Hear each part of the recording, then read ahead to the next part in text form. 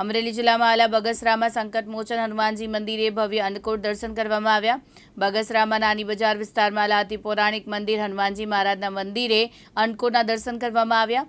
અહીં હનુમાનજી મહારાજના દર્શન કરી લોકો ધન્યતા અનુભવે છે। અહીંયા લોકો ભક્તોને લાઈવ મોહનથાળનો પ્રસાદ આપવામાં આવે છે।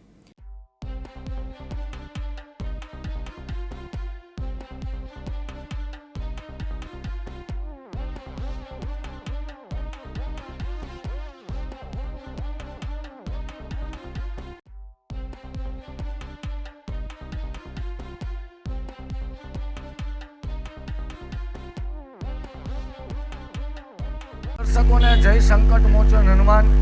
અત્રે બગસરાની મધ્યમાં આવેલ સંકટ મોચન હનુમાનજી મંદિર પૌરાણિક મંદિર લગભગ આશરે 150 વર્ષથી અહીંની પરંપરા છે। ભગવાન હનુમાનજી મહારાજને 56 ભોગ સમર્પિત કરવામાં આવે છે।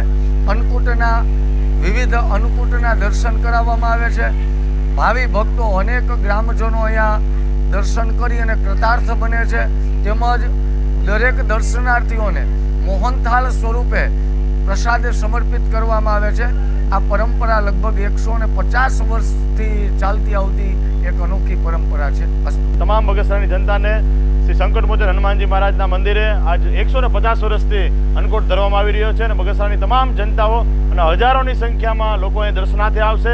અહીંથી લાય મોહનથાળનો પ્રસાદ બાંટવામાં આવે છે અને બગસરાની તમામ જનતા અહીં દાદાના દર્શન કરવા આવે છે। દર્શન કરીને ધન્યતા અનુભવે છે। દાદા આગળ પ્રાર્થના પણ કરી રહ્યા છે બધા કે આખા વર્ષ માટે નિરોગી રહે અને ભગવાન સ્વસ્થ રાખે બધાને, એવા અહીંથી આશીર્વાદ લેવા માટે આવે છે।